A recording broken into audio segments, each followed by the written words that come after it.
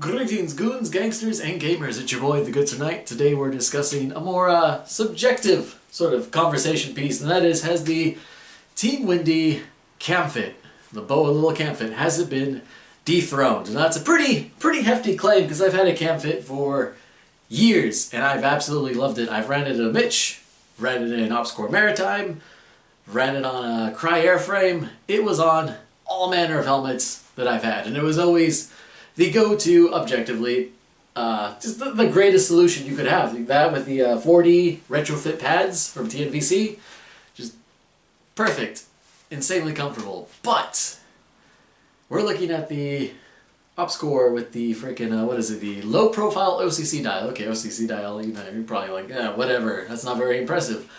But with the vented Lux liner, combining those, and of course using the 4D pads, we're looking at a bit of a unique system. Now originally, if we were to look at this replica OpsCore helmet we got here, it uses a remake of the standard OpsCore sort of default setup.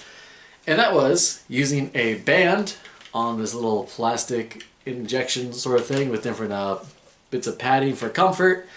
It all went into this old school OCC dial. Now this is a replica, so it's not 100%, but it's close enough for the purposes of this video. And that would also bolt in back here around the rear bolts to give sort of a rear height suspension. Then wraps around, and that would effectively just wrap around your head and give you a nice little constriction sort of setup, or in some cases a headache. Which is why the Camfit was more popular, because the Camfit had two terminus points up at the front, and it would effectively just pull your head into your front padding, and that's how it kept everything. It was more stable and objectively more comfortable. Now, this was really basic, and you could always adjust this to get a really decent comfort fit. They did come out with the worm dial as well, and I haven't had a chance to really work with the worm dial. It's less padding, more of a minuscule adjustments, whereas the OCC dial is more macro.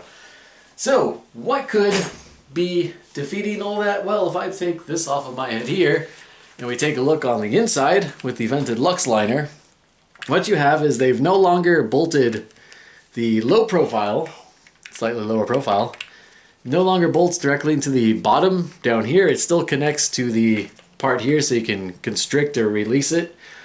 It still does the high arcing band, whereas the old school freaking, the one of the few complaints I had, if you do watch my Camfit review, is the Camfit used the fishing sort of cable thing to bolt up just over, well, kind of behind the ear, really.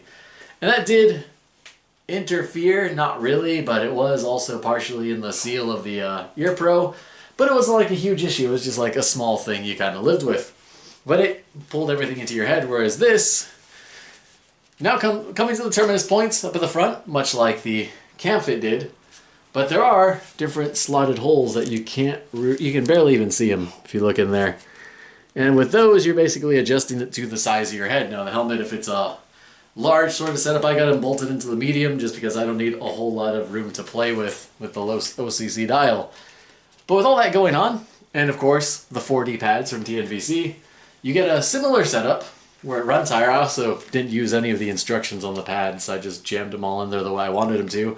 Because if I'm paying for all the pads, I'm going to use all the pads. And then also one of the stock pads. The stock pads are pretty but the 4D pads are comfortable. So now we have an arguably even more comfortable system. So I actually took the whole system apart, and I put in the the Camfit, and it just wasn't as comfortable of a fit. It didn't really get along well with the vented Lux liner, or the vented Lux liner. It didn't.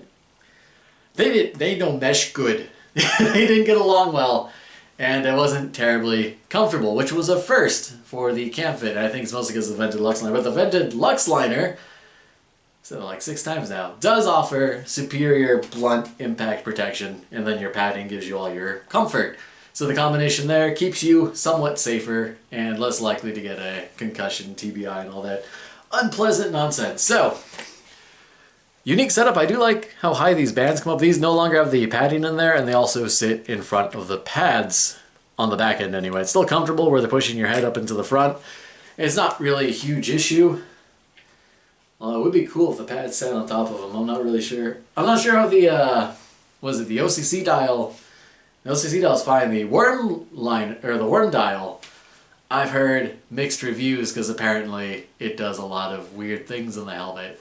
But with the OCC dial, I'd give it more thumbs up if I had more thumbs. It's really, really comfortable, this low profile one. So, has the Camfit been dethroned? Well, kind of. With this very specific helmet and this very specific setup, you can't use it.